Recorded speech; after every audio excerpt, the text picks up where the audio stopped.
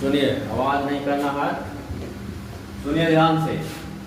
कहता है आज का जो चैप्टर है वो केमिस्ट्री का, जिसमें ऑक्सीजन की पर्याप्त आपूर्ति होने पर क्या होता है।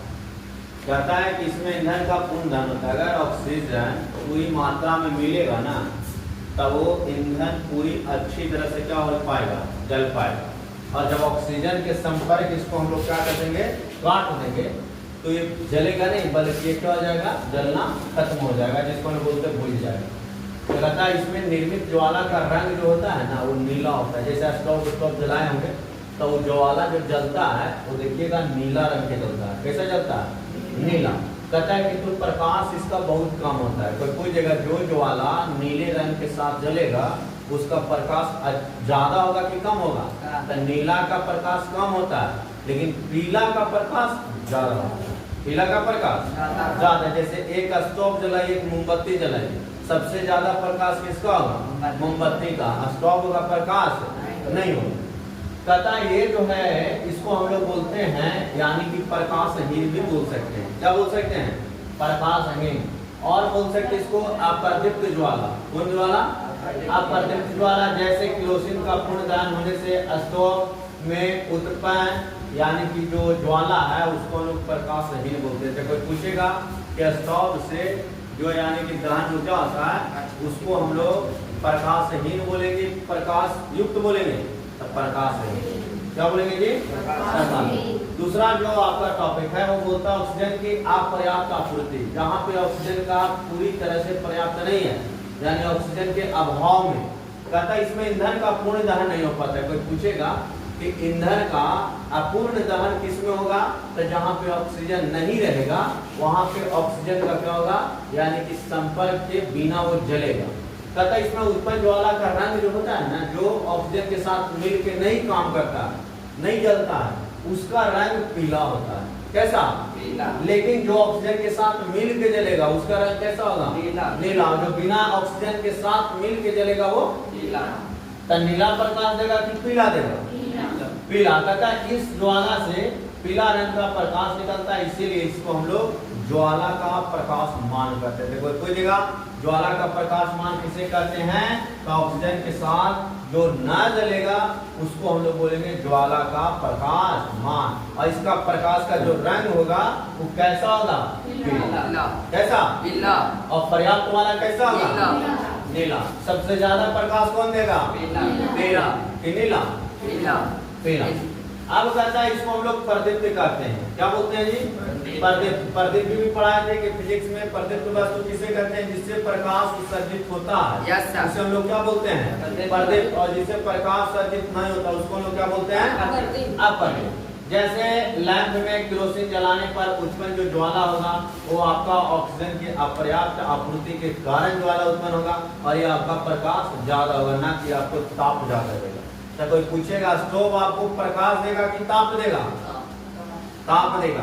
लेकिन मोमबत्ती, लालटेन ताप देगा कि प्रकाश देगा, प्रकाश देगा। तो प्रकाश के लिए क्या चाहिए, ऑक्सीजन चाहिए, ऑक्सीजन हमें नहीं चाहिए। हमें ताप के लिए क्या चाहिए, ऑक्सीजन चाहिए। क्या चाहिए, ऑक्सीजन चाहिए। अब कहता है मोमबत्ती की बनावट सुनिए। कहता है मोमबत्ती, मोमबत्ती मीन्स हो गया कैंडल। मोमबत्ती मीन्स कैंडल। कैंडल के ज्वाला की बनावट मुख्यतः 3 भाग में किया गया। कोई पूछेगा मोमबत्ती के कितने भाग में बांटा, 3 भाग से बनाने का काम किया। किसको, मोमबत्ती को। पहला भाग है उसका केंद्रीय। पहला भाग क्या है, केंद्रीय। कोई पूछेगा मोमबत्ती का पहला भाग, पहला भाग केंद्र। केंद्र का मतलब सेंटर है ना, यानी कि पहला जो भाग है वो आपका केंद्रीय है। कौन है जी, केंद्रीय। केंद्रीय का मतलब सेंट्रल। ये सेंट्रल जो भाग होगा वो आपका रंग होकर कैसा होगा, नीला। तो पूछेगा केंद्रीय भाग का रंग नीला। किसका, मोमबत्ती का। मोमबत्ती का जो बीच वाला भाग होता है, जैसे जल रहा है, देखिए ये एक भाग हो गया, ये हो गया, दूसरा का हो गया, और ये बाहर हो गया तीसरा का, है ना। मोमबत्ती के कितने भाग बांटा, 3। पहला केंद्र वाला, दूसरा प्रकाशमान, खाली प्रकाश देगा वो, लाइट देगा, और तीसरा जो होगा प्रकाशहीन मंडल होगा, उससे प्रकाश उत्सर्जित नहीं होगा, सिर्फ धुआं होगा। क्या होगा, न्यू आता है। कोई पूछ देगा मोमबत्ती की बनावट कितने रचनाओं में किया गया?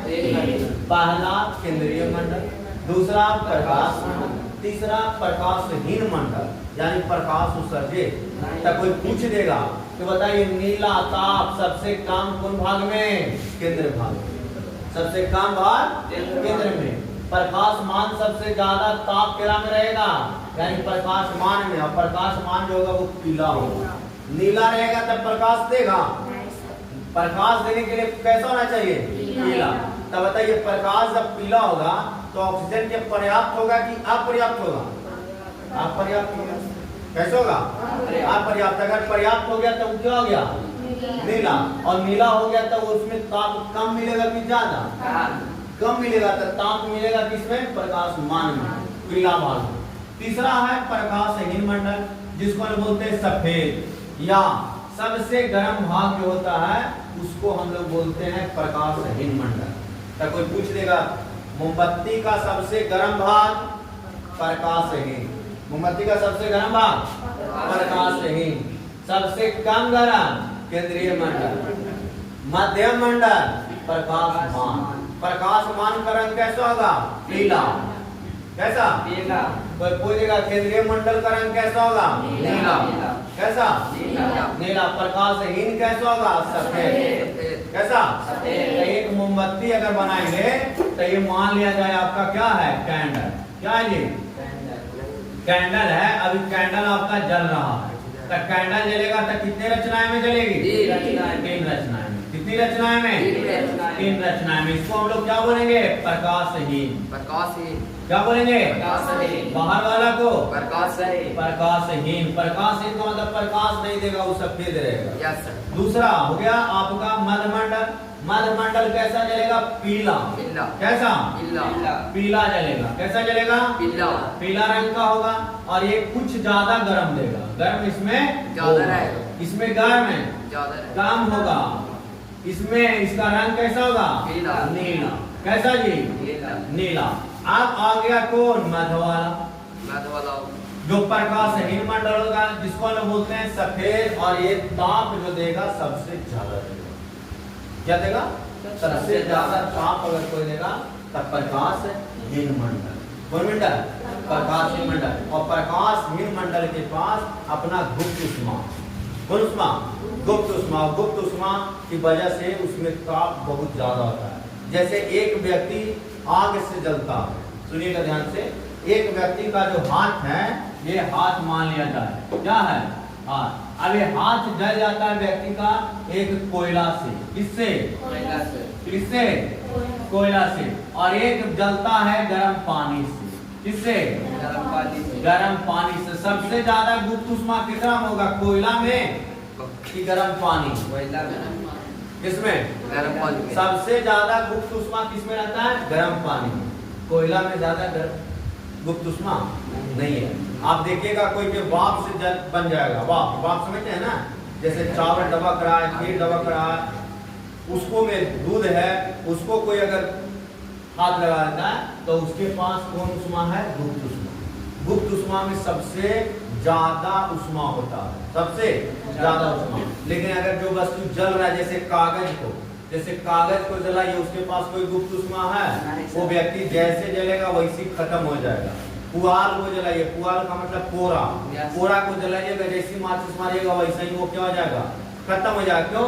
क्योंकि उसके पास गुप्त उष्मा नहीं है। लेकिन कोयला को जलाइए, समझ गए? कोयला से कोई वस्तु को गर्म करिए, स्टोव से जलाइए, उसके बाद आप हीटर से काम करिए, उसके बाद आप गैस से काम करिए, सीएनजी से जलाइए, तो ये सभी के पास कुछ न कुछ गुप्त उष्मा है। और गुप्त उष्मा होने की वजह से ये वस्तु को ज्यादा प्रभावित करता है। क्या करता है? जैसे कोई आदमी का सिलेंसर से देखे होंगे, बहुत सारे गाड़ी वाले चलाते हैं, एक्सीडेंट हुआ तो सिलेंसर से जल गया। तो सिलेंसर से कोई वस्तु व्यक्ति का अगर हाथ पैर जल गया तो जल्दी ठीक नहीं होता है। कारण क्या है? कि वो पूरी तरह से उसमें वाप लग गया, गुप्त उष्मा समा गया, और गुप्त उष्मा धीरे धीरे धीरे धीरे वो पार्ट को पूरी एकदम क्या करता है? बर्बाद कर देता है। लेकिन आपका जैसे हम लाएंगे और से कुछ रड उड पर गर्म करके और ऐसे आपको कर देंगे तो उसमें गुप्त उष्मा ज्यादा नहीं है। वो सिर्फ और सिर्फ जहाँ पे जाएगा ना वही वस्तु को गलाएगा, लेकिन गुप्त उष्मा इससे तो धीरे धीरे धीरे धीरे क्या करेगा, जलाएगा। जैसा प्लास्टिक देखोगे जलता है तो पिघलता है धीरे धीरे धीरे धीरे, और उसमें से दानेदार में निकलता है। उसके पास गुप्त ऊष्मा, उसको आप हाथ में ले लीजिए। वो कब तक जलेगा, जब तक उसका आंतरिक संरचना मजबूत रहेगा तब तक वो जलेगा। आंतरिक संरचना मतलब कि गुप्त ऊष्मा। कौन ऊष्मा? कोई पूछेगा सबसे ज्यादा प्रभावित करेगा कौन? गुप्त ऊष्मा। कौन ऊष्मा? गुप्त ऊष्मा। समझ में आया कि नहीं? तो एक कागज से जला, एक गुप्त ऊष्मा से, सबसे ज्यादा नुकसान गुप्त ऊष्मा। कौन ऊष्मा? तो कोई पूछेगा आप कि बताइए द्रवीभूत पेट्रोलियम गैस, जिसको हम लोग बोलते हैं साधारण बोलचाल में एलपीजी, क्या बोलते हैं? कोई पूछेगा एलपीजी का फुल फॉर्म क्या होता है, पूरा नाम बताइए। Liquefied petroleum gas. क्या होता है जी? Liquefied petroleum gas. क्या होता है? याद हो गया? एलपीजी का full form liquefied petroleum gas. ये किसका नाम है? एलपीजी का। एलपीजी। शॉर्ट में इसको हम लोग बोलेंगे एलपीजी। क्या बोलेंगे?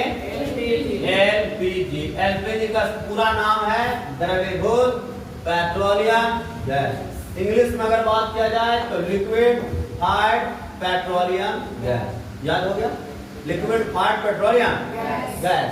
अब सुनो एलपीजी है क्या? कहता है कि पेट्रोलियम गैस, इसमें ब्यूटेन मिला है। ब्यूटेन का फॉर्मूला C4H10। कोई पूछेगा ब्यूटेन का फॉर्मूला C4H, पूछेगा C4H10 किसका? ब्यूटेन। प्रोपेन, प्रोपेन का क्या? C3H8। कोई पूछेगा ब्यूटेन का? Butane C4H10। कोई पूछेगा प्रोपेन, प्रोपेन का क्या हो जाएगा? C3H8। एथेन क्या होता है? एथेन, एथेन का C2H2। कोई पूछेगा आपसे कि गैस जो होता है एलपीजी, वो किसका किसका मिश्रण है? तो गैस आपका जो मिश्रण है एथेन का, प्रोपेन का, ब्यूटेन का। याद हो गया? गैस किसका किसका मिश्रण एलपीजी? Ethane, butane, propane. क्या क्या? Ethane, butane, propane. किस गैस में? जो खाना हम लोग के घर में बनता है ना, इसमें एलपीजी जो है, एलपीजी में 3 चीज मिलाया गया। क्या क्या? पहला एथेन, दूसरा ब्यूटेन, और तीसरा आपका क्या है? प्रोपेन। कोई पूछेगा एथेन का क्या होता है फॉर्मूला? Ethane C2H2। प्रोपेन का क्या होता है? C3H8, और आपका ब्यूटेन का C4H8। ये 3 गो के मिश्रण है। इसके अलावा एक और डालता उसमें गैस, उसका नाम है मार्कैप्टन। क्या नाम है? क्या नाम है? मार्कैप्टन। और मार्कैप्टन जो मिलाया जाता है, ये इसकी गैस के धमक गंध को पता करने को मिलाया जाता है। इसकी कोई पूछेगा एलपीजी में मार्कैप्टन किस लिए मिलाया जाता है? उसकी धमक के लिए, ताकि उसका रिसाव हो, क्योंकि ये ज्वलनशील पदार्थ है। जैसे अगर निकलेगा, जलेगा, अगर इसका सुगंध नहीं मिल पाएगा तो ये आग लग जाएगा। तो आग लग जाएगा तो उसे बचने के लिए क्या मिलाया जाता है? मार्कैप्टन। क्या मिला दिया जाता है? देखोगे उसका अजीब सा गंध होता है ना। तो ये कोई पूछेगा कि एलपीजी का फुल फॉर्म क्या होता है? Liquefied petroleum gas. इसका हिंदी में क्या होता है? द्रवीभूत पेट्रोलियम गैस। इसमें किसका किसका मिश्रण है? तो ब्यूटेन का, एथेन का, प्रोपेन का, और गैस जो गंधहीन होता है उसको लिए हम लोग मिला देते हैं। क्या? मार्कैप्टन। कोई दिक्कत? आगे सुनिए। कहता है जलकर ऊष्मा प्रदान करता है, इसलिए पेट्रोलियम गैस एक उत्तम ईंधन है। ये जलेगा ना तभी आपको ऊष्मा देगा, और ऊष्मा इतना अच्छा देगा कि व्यक्ति के लिए, यानी कि ना तो किसी प्रकार के धुआं, ना किसी प्रकार के धक्कड़, ना किसी प्रकार के बीमारी होने की खतरा है इससे, ना किसी प्रकार के पर्यावरण को नुकसान है। इसीलिए इसको उत्तम ईंधन बोला। कौन ईंधन? अगर एक टैंकी देखते होंगे घरेलू कामकाज में 1 से 1.5 महीना चलता है, अगर साधारण भोजन बनाइएगा तो। उत्तम ईंधन है कि नहीं है? लेकिन आप लकड़ी लेवे जाइए तो आपको 300-400 रुपये की 40 kg देगा, जिसको बोलते हैं मान। और वो लकड़ी आपका कितना दिन चलेगा? 1 दिन, 2 दिन, 3 दिन। लेकिन आपका गैस 1 महीना 2 महीना तक चल पाएगा। क्यों? क्योंकि ये ईंधन जो है अच्छा ईंधन माना जाता है, उत्तम ईंधन माना जाता है, सस्ता ईंधन माना जाता है। इसका रख रखाव कोई ज़्यादा दिक्कत नहीं है, इसको आप कहीं भी रख सकते हैं। लेकिन लकड़ी को आप बताइए किचन में रख सकते हैं, समस्या होगा कि नहीं होगा? तो इसीलिए इसको बोला गया उत्तम ईंधन। कोई पूछेगा उत्तम ईंधन एलपीजी कौन? इसीलिए पेट्रोलियम गैस एक उत्तम ईंधन है। दाब बढ़ाने पर तीनों गैसों आसानी से द्रवीभूत हो जाता है और इसीलिए इसे द्रवीभूत पेट्रोलियम गैस कहते हैं। इस गैस का उपयोग खाना बनाने में किया जाता है। एलपीजी के जलने पर निष्क्रिय विक्रियाएं होती है। सुनो ध्यान से, एलपीजी जलेगा तो क्या मिलेगा? 2CH4H10, इसके बाद 13 O2 और 8 CO2 प्लस 10 H2O और उष्मा हम लोग को प्राप्त होगा। तथा द्रवीभूत पेट्रोलियम गैस को लोहे के सिलेंडर में रखा जाता है। कोई पूछेगा एलपीजी को कौन सा सिलेंडर में रखा जाता है? लोहे के सिलेंडर में रखा जाता है।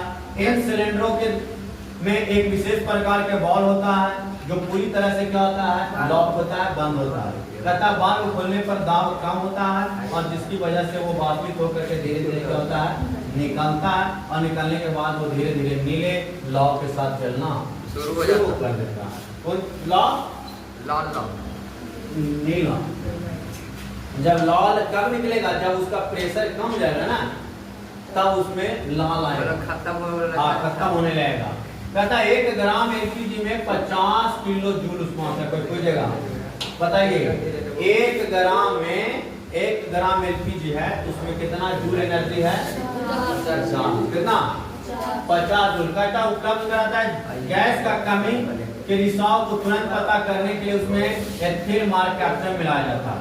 एथिल मरकैप्टन का फॉर्मूला जो होता है C2H5SH, याद हो गया?